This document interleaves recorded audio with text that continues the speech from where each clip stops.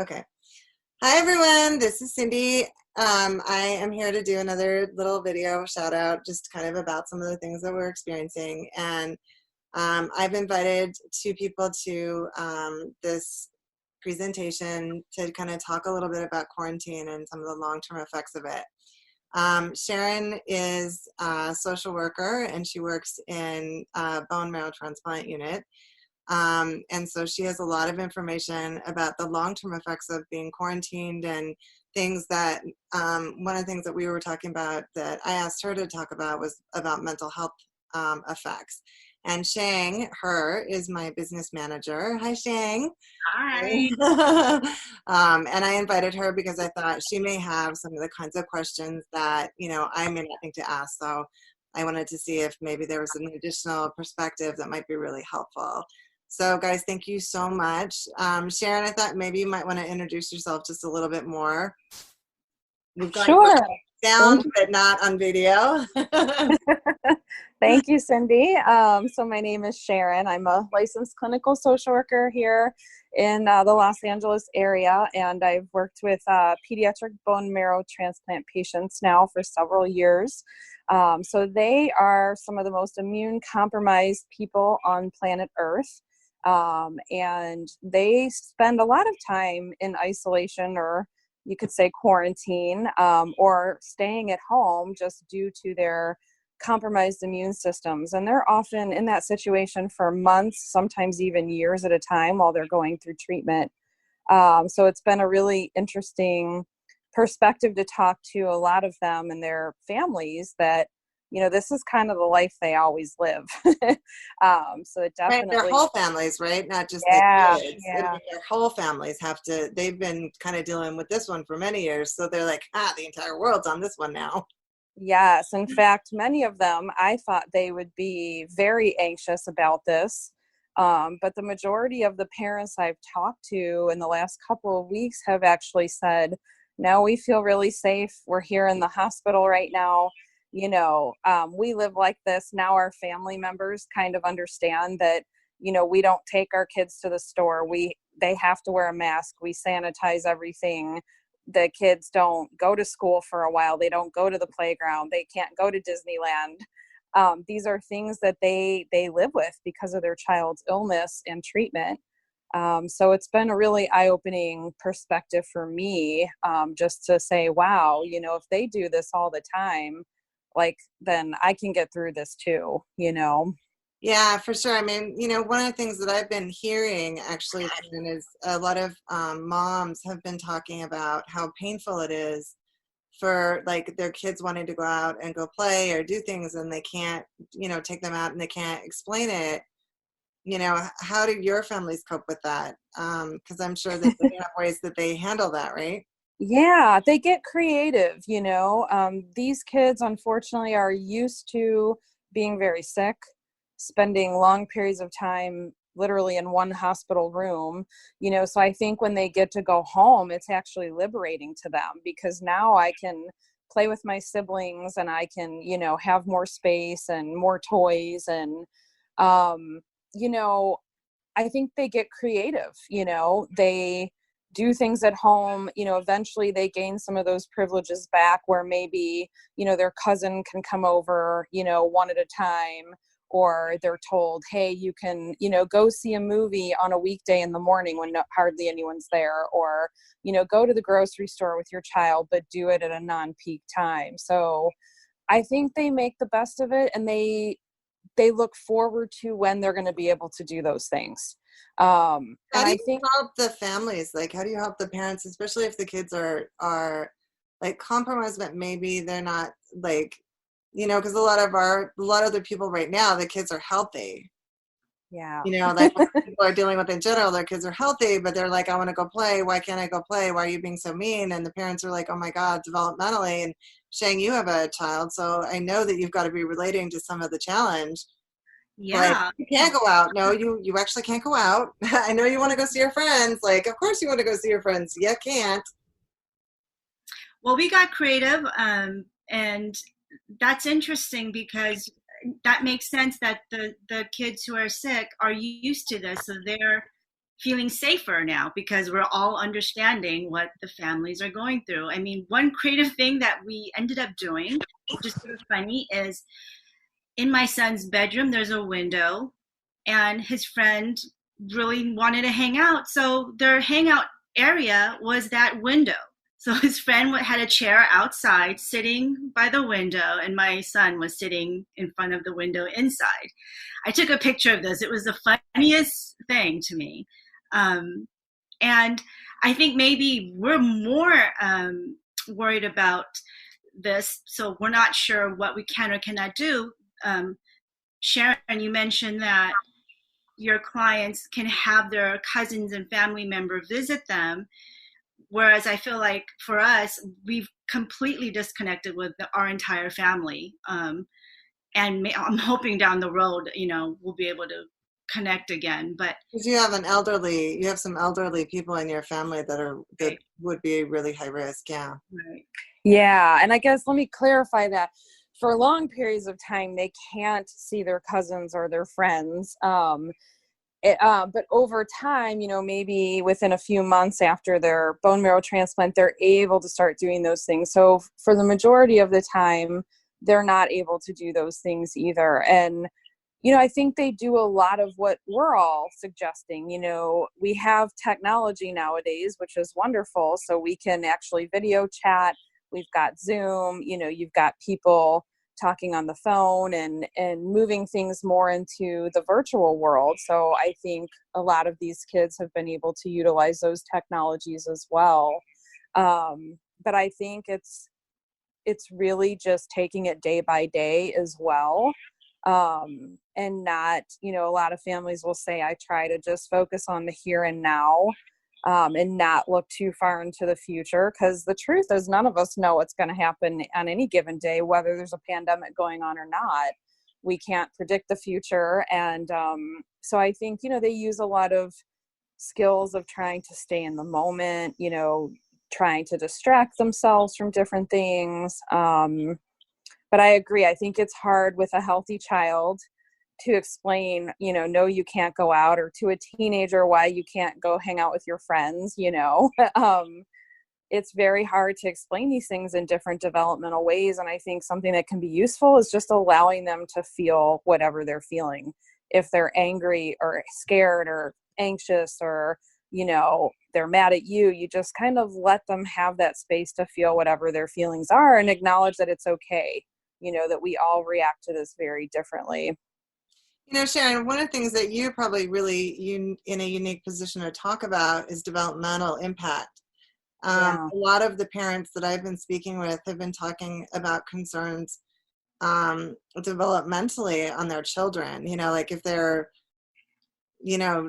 3, 4, 5, like young school age, there's a lot of developmental impact socially of long-term isolation or quarantine.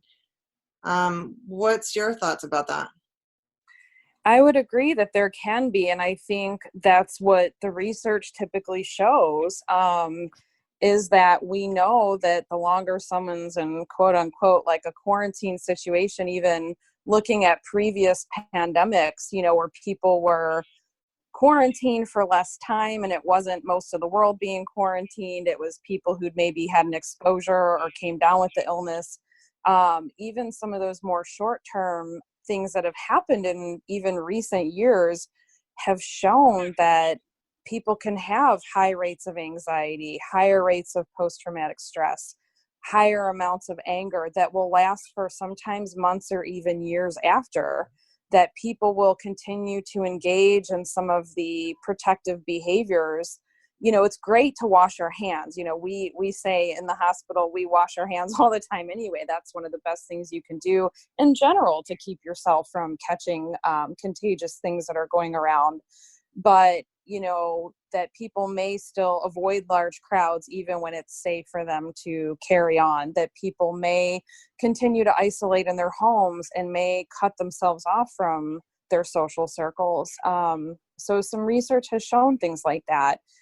I think as, mental health professionals, there's a lot of concern on our end about increasing rates of things like domestic violence, child abuse, Mm-hmm. substance abuse, and suicide. So those are not easy topics to talk about, but I think we have to really start thinking about these things, and that these things may show up soon, they may show up later. How do we mitigate some of this, being in the situation that we're in?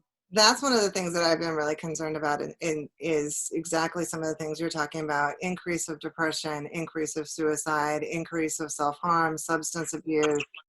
I've been hearing about people acting out, increasing, actually, we've got social distancing, but then like increasing in sexual addictions. I'm finding a lot more of that kind of stuff too. And I'm concerned about the domestic violence and child abuse, as this goes on, and an increase in anxiety. One of the things I was kind of wondering was for the kids in particular, because one of the things that parents were talking about was for their kids and developmental impact on their younger children, not being able to socialize. What's your experience with that? Because that's specifically to kids, and you deal with that with the kids all the time. Yeah, I think it's how you handle it, really, and I think it's explaining to them in age appropriate ways. Obviously, with a younger child, you have to be very simple and very concrete. You can't give an elaborate explanation of this virus and the world's behavior to a 3, 4, or 5-year-old.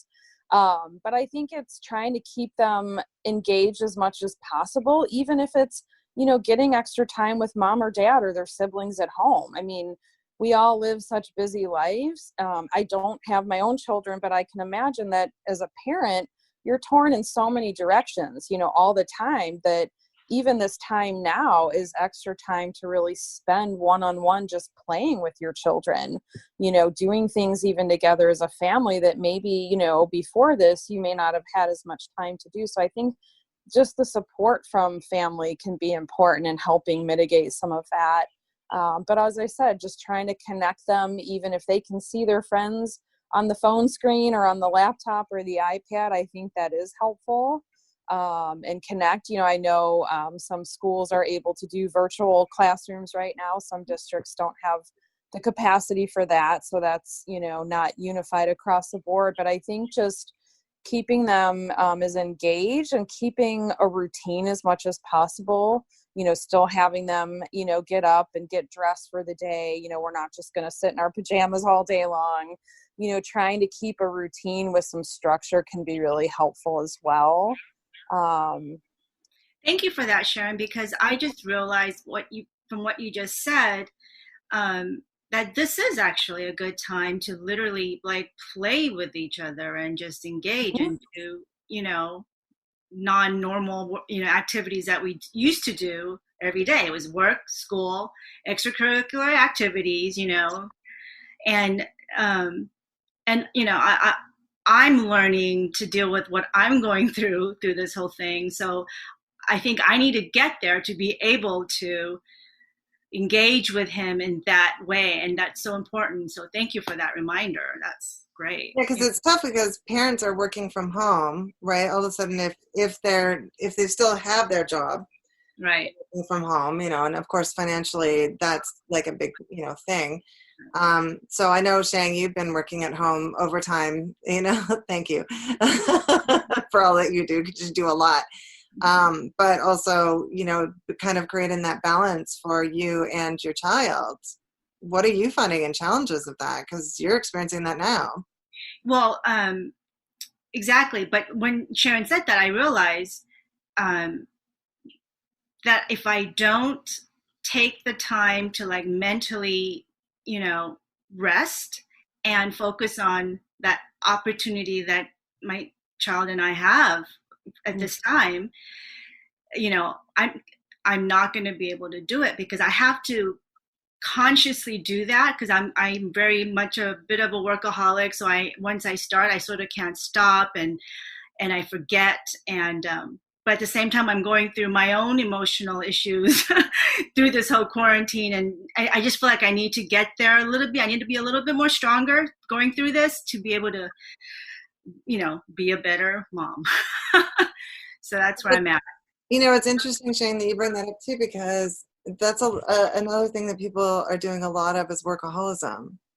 You know, it's like, well, what is there to do besides like hanging out, watching TV, watching movies, and like working? And so people are working a lot and not being as creative with their kids too. You know, so that's a really good point. What do you recommend to parents, Sharon, when they're dealing with isolation long term with their kids? Sharon, are you there? Oh, I think she's muted. Oh, sorry. Can Oh, you there hear we me? go. Okay.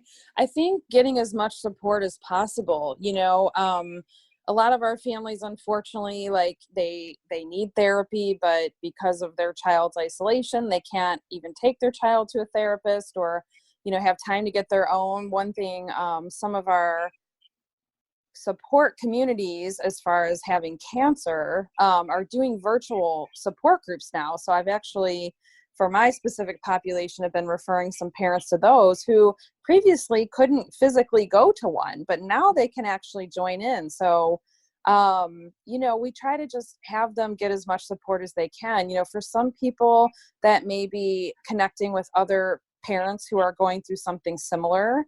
For other families, it might be their faith or their religious or spiritual practices. For other people, they rely a lot on us in the hospital to provide that support. So I think we all have different needs, and I think what's most important is just we have to learn to allow ourselves to be where we're at and to feel what we're feeling. Because, if we pressure ourselves and think, oh gosh, I'm being a horrible mom because I'm so anxious myself and I'm going to model that to my child, or, oh gosh, I'm trying to work and take care of my child. Parents with, maybe a day's notice literally had to start working from home. Some have lost their jobs completely, and now they have to be a homeschool teacher on top of it when they've never had to do things like that. So I think we have to really just be gentle with ourselves too, and allow ourselves and our loved ones to really just feel what they're feeling, and to know that everyone in the family is probably going to have a different reaction. Some are going to be angry, some are going to be scared, some are going to be sad, some are going to say, hey, I'm enjoying the time off, and that we could feel all those things at once. So I think what I often tell people is it's okay to just be where you're at. It's okay to feel whatever you're feeling. And give yourself permission to break down if you need to. I think often parents feel like they always have to be strong, and they equate strength with, I can't cry, I can't have a breakdown, let alone in front of my child. But I always say we have to find ways to let those feelings out, and that it's okay to do that as well. Yeah, so I'm so glad that you're saying that too, because I think a lot of parents, or people in general feel like, oh, emotions and vulnerability is actually weak, and it's actually genuinely a strength. And I think it's so important to be able to role model healthy ways of handling your feelings in front of your kids. What are some of the things that you tell your families about that? Like how to handle those feelings when they come up?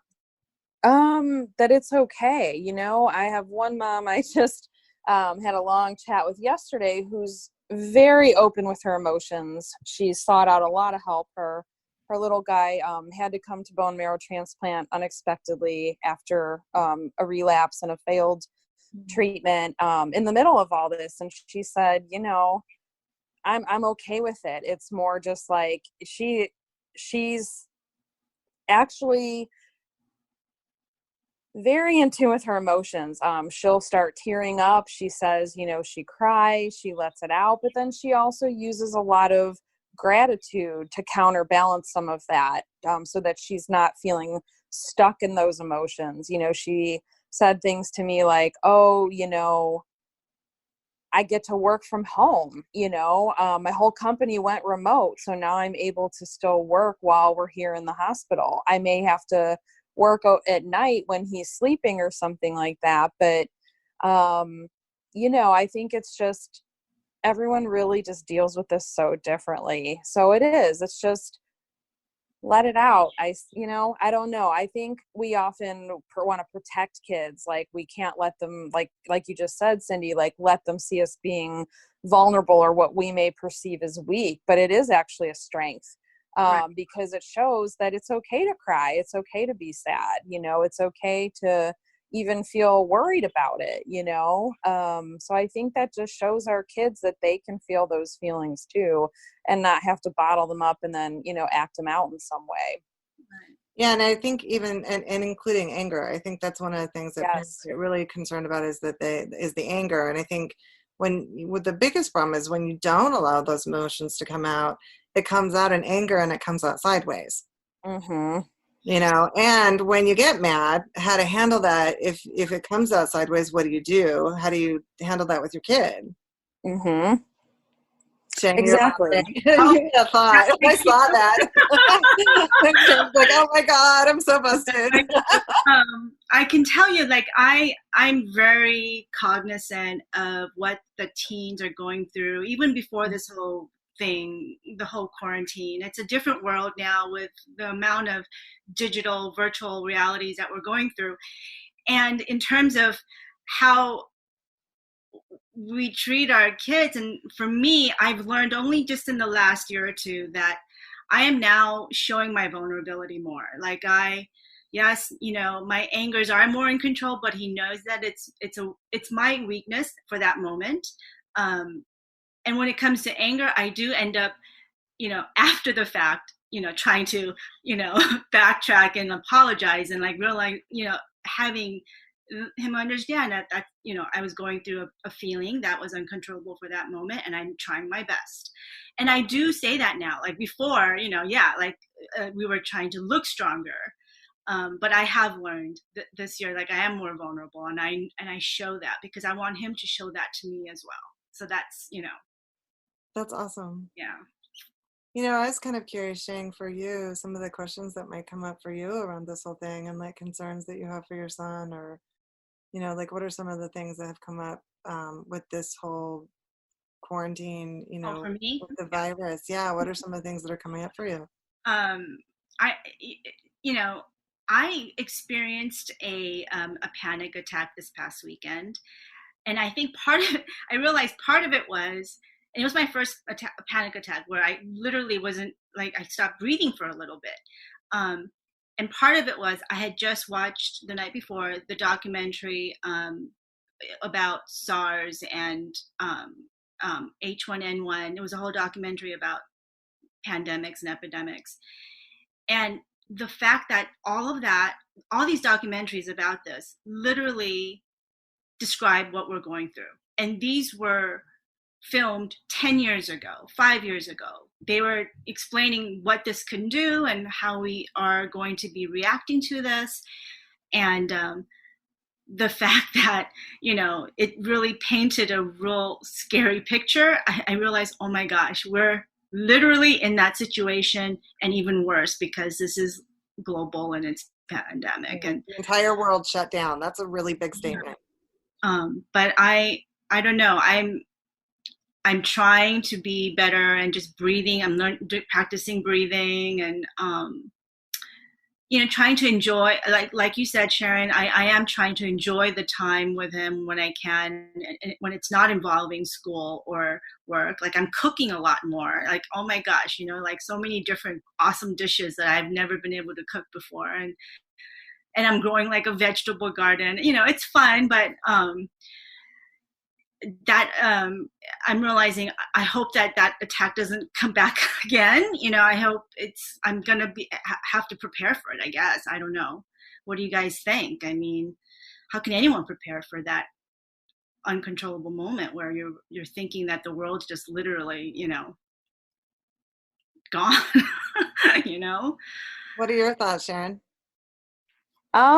Well, I practice transcendental meditation, or TM, and that's been really helpful for me over the years. It eliminates stress out of the body and greatly reduces anxiety. And I really have to say that throughout all this, I've had more bouts, I think, of anger personally than I have of fear or anxiety. And I think that's a big part of why, is that I feel pretty clear-headed and pretty centered in the reality of what's happening. But I have a sense, I think, just in my life in general, that I know I'm going to be okay. Like, I feel like it's, in general, human beings, we're very resilient creatures. Many of us have survived lots and lots of hardship throughout life. And I think sometimes it's just being able to remember that, that this too will pass and we'll get through it, and really just about everyone on the planet's sort of in the same boat right now. And there's something pretty unique and powerful about that.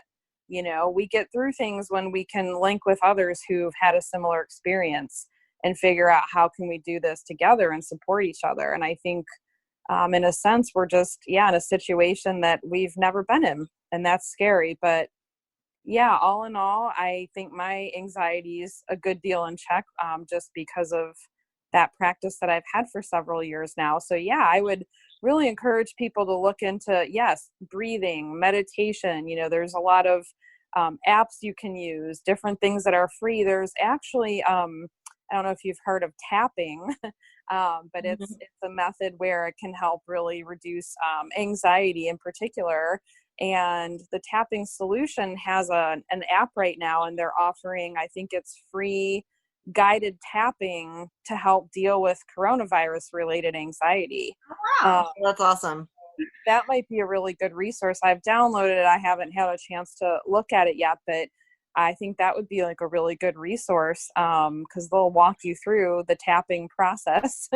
Is tapping sort of like an EMDR type of thing, or what is it? How does tapping work? Like, my understanding is you use your fingers and you tap on often different parts of your face, and you may repeat different affirmations and things like that. So you're also thinking the emotional freedom technique. Yeah, it's like the emotional freedom technique. So I came across that app.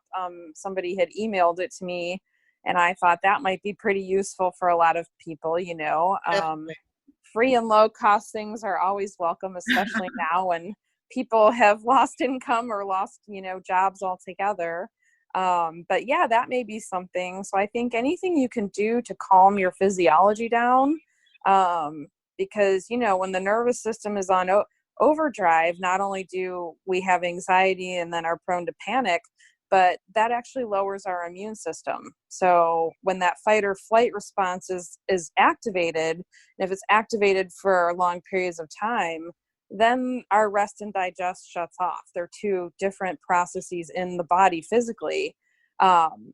So, the more you can do to calm your thoughts and calm the nervous system down, the healthier you're going to be, whether there's a pandemic or not, right?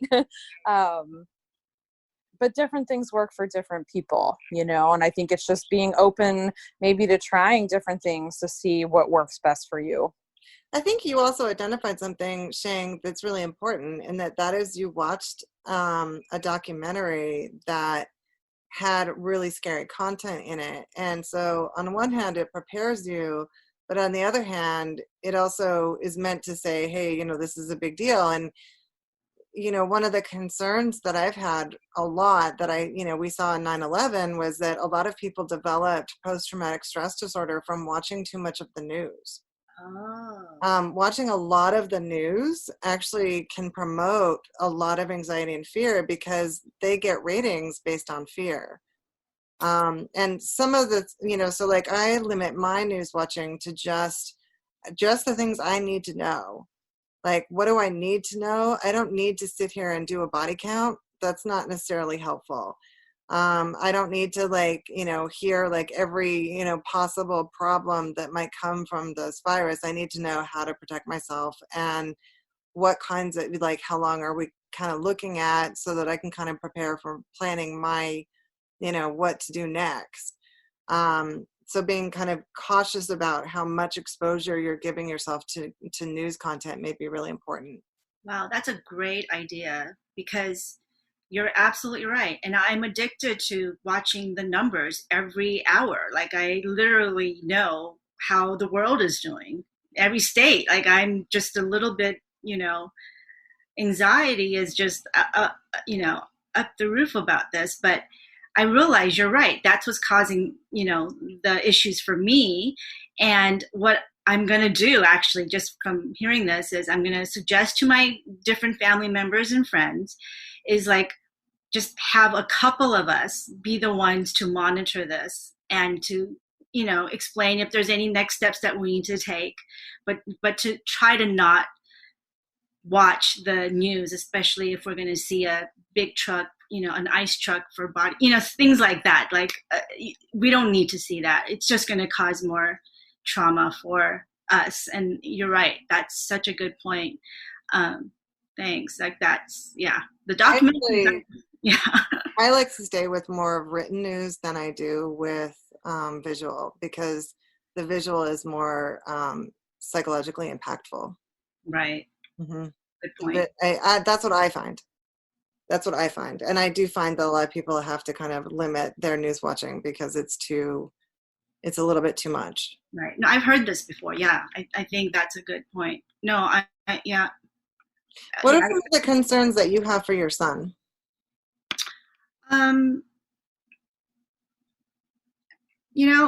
For me, it's like I've always had screen time issues, and for me, that's my issue. Mm-hmm. And I feel like How old is your son? 12. 12. Okay. It's a really key age and a tough one not to have all this contact with friends. And this is like a really developmentally, like socially, he's like in a really key period of building, social networks and stuff. I mean, this is like super important time. And, right now for me, I have respect for him. So I don't know if I want to talk too much about what he's going through. But some of the concerns that you have developmentally for him. Well, yeah, and it's basically about screen time mostly because now that the school is online, it's hard not to just go into another screen and not do the schoolwork. And I feel like our lives are literally digital now. We're talking to everyone through the screen. I'm talking to you through the screen, right. And we're missing that person-to-person touch, the energy, the warmth. And you guys tell me. I mean, I think that has a huge impact on us developmentally, and especially for those kids who are developing still. And this is what they're having to experience right now. And I'm worried about that. And so far, everything's fine, but that's something I am worried about. I mean, but the kids that you work with, Sharon, they're used to that, right? They're not always hanging out with friends and playing in the park or whatever. Yeah. And I think they learn to adapt. And I think that's something that I take from them, even years ago before this pandemic ever hit, is that they learn to adapt. And as humans, we do adapt, right? The only thing constant in life is change.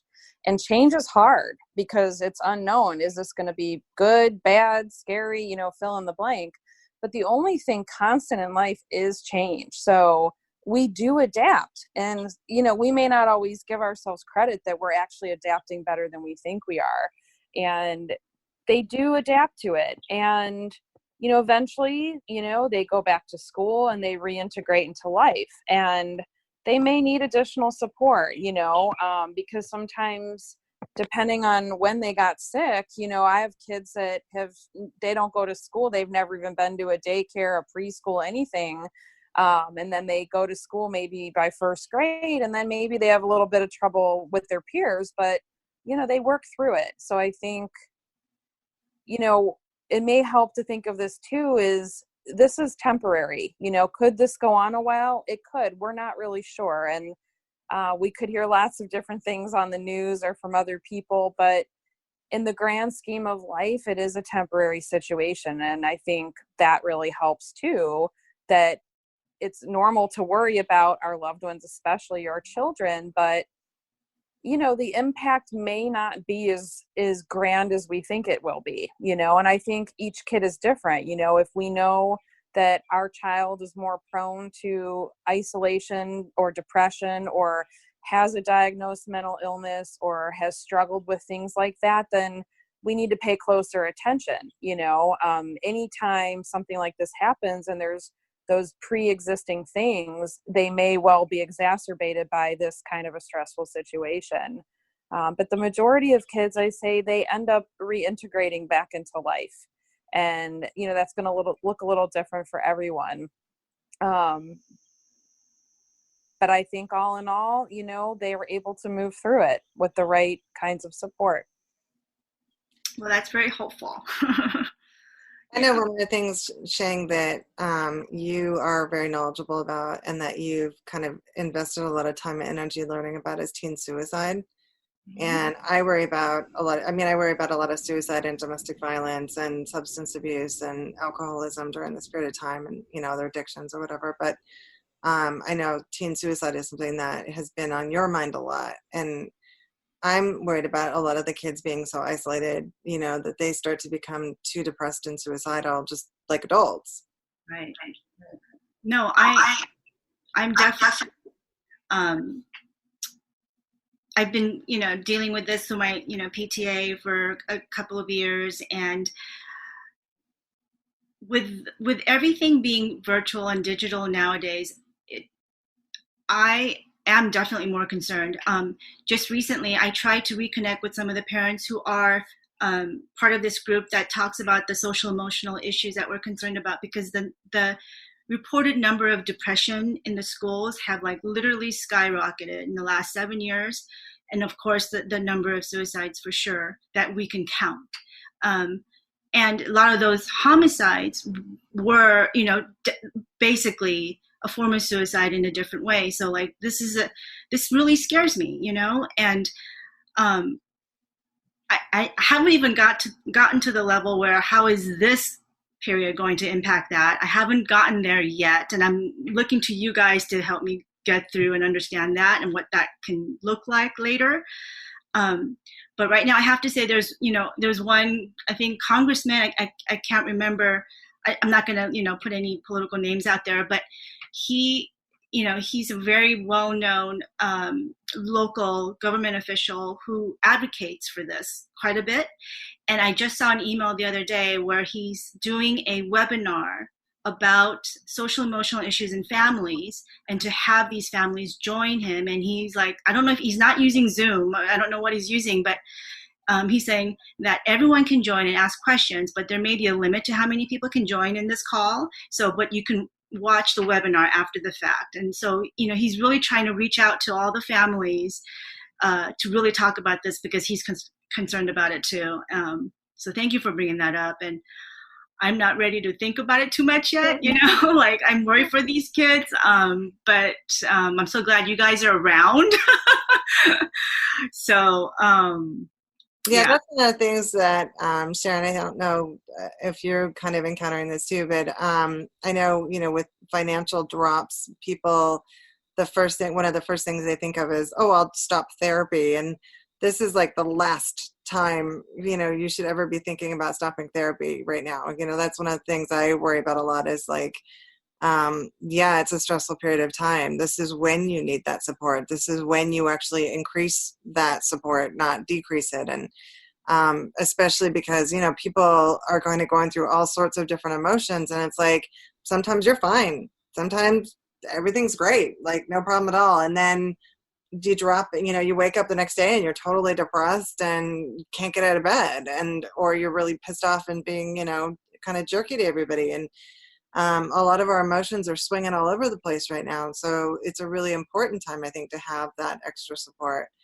Are you encountering any kind of thing like that too, Sharon, or what are your thoughts?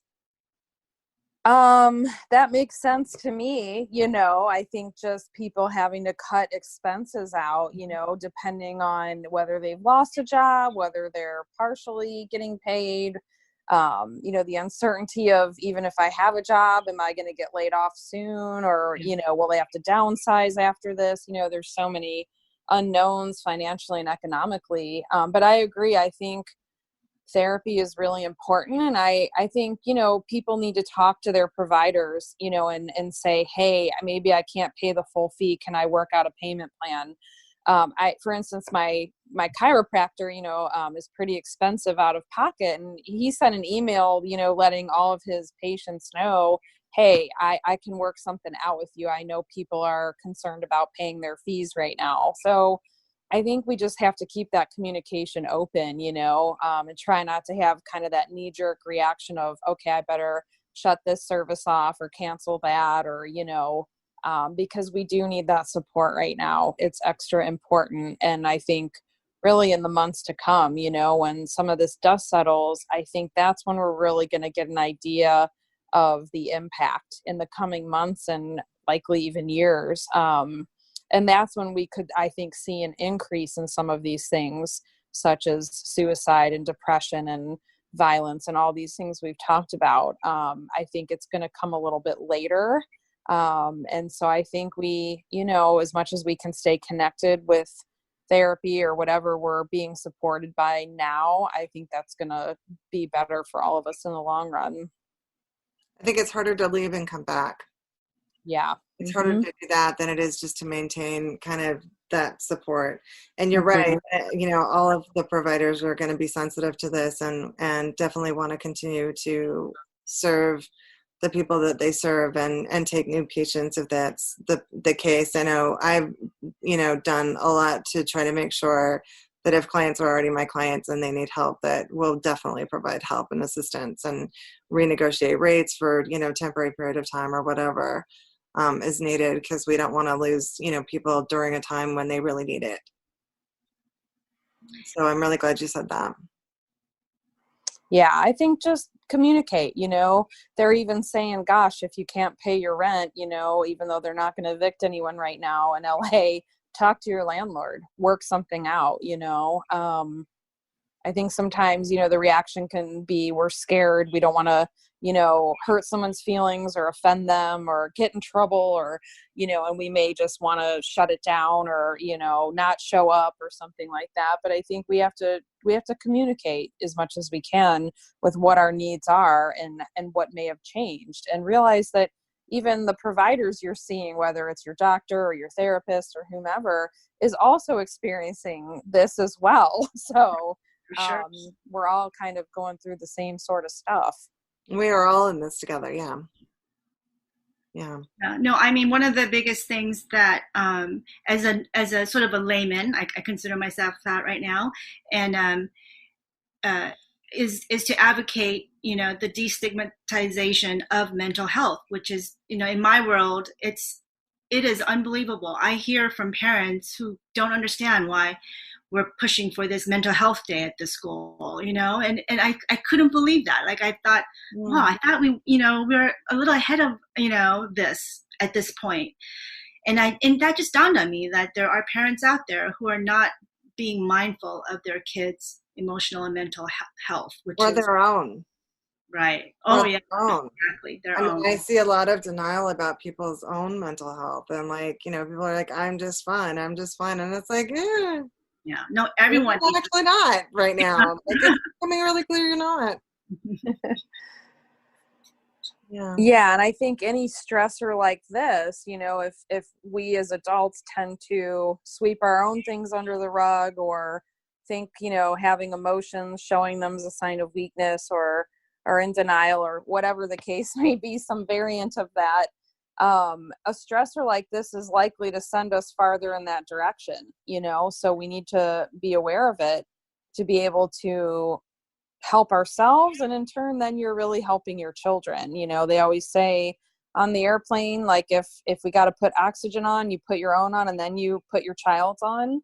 I love that analogy, because if we don't take care of ourselves, how can we take care of our children, or how can we help our neighbor or someone who needs our assistance if we're not really doing good self-care? And good self-care is good emotional and mental health, and to recognize that that's just as important as taking care of your physical health, or going to the doctor when you're sick, or, having that surgery or whatever it is, that attending to our emotional needs is just as important. It's interesting. I think a lot of people are thinking that they're just fine, but then they're not realizing, like, they're sleeping in longer, or they're having trouble going to sleep, or their anxiety is increasing. They're getting more on edge. They're being more kind of cautious, looking around, kind of panicky a lot. these are all kind of, you know, I don't want to take a shower. I haven't showered for 4 days. I haven't washed my hair in a week. You know, these are all signs that that you're headed towards a problem. And the people are missing some of the more subtle signs of like, this is, you know, it's maybe time to get some help and some support. Or I'm drinking more. I've been hearing a lot of people talking about drinking more or sexually acting out or things like that. Like, that's, you know, smoking more pot, you know, maybe making higher risk choices, things like that, or the opposite, being really extreme. I really worry for my agoraphobics right now. They're like, oh, I'm in this. I know this. I can do this. And I'm like, oh, great. There goes all the work we did. Is it getting worse for them? Like, is it getting worse for someone who has those conditions? And is it something that's a phase or? For a lot of people with PTSD and trauma, the anxiety is very heightened. It's really hard to concentrate and to focus. It's hard to do your work. Like, if you're in school, like a lot of people are having a lot of trouble doing schoolwork because they're so on edge and so anxious about stuff, and really vigilant even in their homes. People were actually talking about trying to buy guns. People were scared about future reactions. There's been a lot more depression, people not being able to get out of bed, people just, you know, kind of flat, not wanting to engage people. Nobody, you know, I mean, it's really hard to do this. Like, I've been doing therapy every day, day in, day out on a computer screen. I wake up going like, I don't want to go to work right now, not because I don't want to see my clients, because I love my clients, but it's just, I don't want to see them on a screen. I want to see them in person. And, you know, not that I'm not going to do it, but it's hard. And so I've been seeing kind of both. I've also been seeing people saying like, oh, you know, it's really cool. Like, I'm just like, it's kind of like, I just got to work from home and it's all fine. But as time goes on, that starts to really wear on you. You know, Sharon, you can probably speak to the wearing on too, because like you've been seeing that with people in isolation. You know, there's got to be kind of stages that you see, right? Yeah, definitely. And again, that has the additional stressor of a, you know, life-threatening illness such as cancer or other blood diseases or immune deficiencies. Right. So there's always that additional stressor. But I think a lot of those families, they live in that unknown, the what if this returns? What if the relapse comes? When is it going to come? Oh my gosh, there's the slightest symptom. Is the cancer back? They live with that forever, and so talk about kind of that hypervigilance and that being on high alert. They learn to manage that. You know, I always say we can give that a little bit of our brain space, but we don't want to stay in that space for too long. You know, how can we get out of that? So I think, you know, they're versed in how to manage that, you know? But yeah, I think this is just really hitting us all in such a different way. And, you know, on the flip side, just working in healthcare right now, people are on edge, you know, staff are on edge with each other right now. You know, in the facility I work at, you know, we're not hit with a lot of COVID patients or anything like that.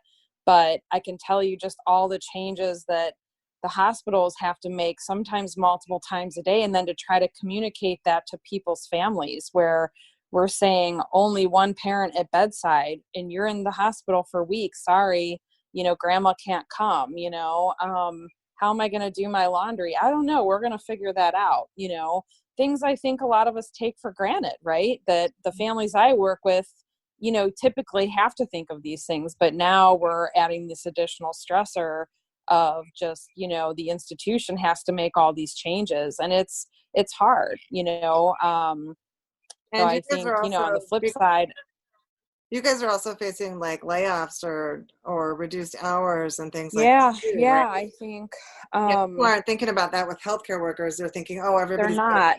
That's not Yeah, true. A lot of things are canceled. it's a very interesting dichotomy to be in right now. As a healthcare worker, I am most grateful to have a job, a stable paycheck, where, you know, most hospitals have proactively really slimmed down their operations. So they've canceled elective procedures. The clinics, you know, the satellite locations are closing. And really, I'm hearing from, even people back, in Ohio where I'm from, the same thing. We're getting laid off. We're having to cut our pay in half. We're having just to flex down our hours, and, we can use our vacation time. So in one hand, I was really angry because who wants to have their pay cut? But then I thought, oh, I've been wanting a long weekend. In fact, I've been saying, I wish I could just work Monday through Thursday, well, hey, here's the opportunity. So I'm trying to look at it like, with gratitude. Well, I'm grateful I get to show up every day. And even though it's slow, we had many months where I was so busy that I had to take some time off because it just got to be too much, and that affected my health in a negative way. So this downtime's actually nice. I'm actually able to, when I see my family, spend more time supporting them the way that I know is most beneficial. Where, a lot of times in the jobs we do, we're so busy that we don't have that kind of time. So I'm looking at it as a way to really connect with people and give them the help they need. Even a lot of our kids require gown, glove, and mask to enter the room, not because of COVID, but because of other infectious things they may have. And I'm being told you can't go in the room. You're not essential. And I have to respect that, because you know what? The doctors and nurses have to physically be next to that patient multiple times a day. So I'm having to be creative. I'm having to peek in the doorway and wave to my patients, through the window, and call their parents and email them. And that doesn't feel great. Kind of like you said, Cindie, I'd much rather see my clients in person, sitting on this couch in front of me versus over the screen. But at the end of the day, we just have to make do with what we have to do. But yeah, I've had anger, resistance, some sadness, some anxiety, all those things. And so, I think it helps us to talk about it too. And I have really incredible coworkers, and even amongst us, we're having very different reactions. Some are very scared, some are, angry, we're all having these different reactions. So we just try to help each other. Yeah. And I think, I think one thing is just helpful to know is that there's actually a lot of healthcare workers who are losing their work too. Like we think of healthcare workers who are like on the front lines and like worry about them and their exposure to the disease. But there's also all these people who are losing their jobs in that industry as well. So I think a lot of people are surprised to hear that. Nobody's really safe, I don't think, employment wise, and I just say, you know what, I think they may have to lay a bunch of us off later, when the dust settles though, or when our families, we're going to, I think, see a lot of homelessness and a lot of, again, all these things we've been talking about. And I think, we have a lot of foundations who help, families with kids with cancer or going through transplant. I know their funding is going to be down. So how are we going to help, these families I work with, they're out of work. Some of them don't have jobs because they're taking care of a sick child. So this is their reality for sometimes long periods of time, and they figure it out and we help them figure it out. But I've really just seen so much resilience and so much resourcefulness. And I think we will pull together and figure this stuff out, but I am concerned about the frontline healthcare workers who are treating these patients, who are seeing so much death, who have to show up maybe not having the gear that they need. The post-traumatic stress that I think is going to result, or probably already is resulting, really does worry me. And I feel like they're really going to need our help, as much as other people and kids and teenagers, I work in an area where I deal with death quite a bit. And it's not easy, especially if you're not trained to do that, where I think in some of these hospitals, probably say like New York, they're having other doctors who maybe aren't ICU trained or emergency room trained. They may do other parts of medicine that they don't deal a lot with death and really high risk situations. And so to walk into that, to be such a good person to say, I'm here to help, and I'll learn some new skills to do it. They're not they're not used to working in that kind of environment. That can be pretty shocking and pretty scary. And from some of the things that I've heard are going on, that's a huge concern of mine. Just so, yeah, it's interesting. And there needs to get mental health care for that too. Yes, yes. That is one of the things. We are, frontline workers are great at helping others, but they suck at reaching out for help for themselves. And they get really kind of this idea that it's not okay to do that. And it's so important to do that. I feel like there needs to be some type of like hotline or a video group session for them, especially for them. But I'm wondering if they even have the time, it's like I can imagine they're working and then they're just exhausted when they get home, and they're just. But you can always find a way to make time. I mean, I think it's just too important, That's very important. I hope that they, see this and like understand that this is really important. That is one of the things that one of the areas that I work with a lot is actually people in frontline positions. And working with the trauma, because a lot of times, they'll go to therapy and they've seen so much trauma that they just get like trauma and trauma and trauma and trauma, and they need to be able to unload like that and have people who understand and can hold that level of trauma. And a lot of people, even trauma experts, a lot of times can't handle all of that. I came from a medical family, so for some reason I'm just used to hearing it all. Guys, I think we've been talking for quite a while. This has been an amazing conversation. I am so glad. Thank you, Sharon, so much for doing this. I really appreciate that. And Shang, thank you for being willing to be open and talking like that. That is like that's golden, and I really appreciate that. So I'm going to go ahead and stop recording, and then we can chat a little bit. Thanks for having me. Nice to meet you, Sharon. Thank you. Thank you. You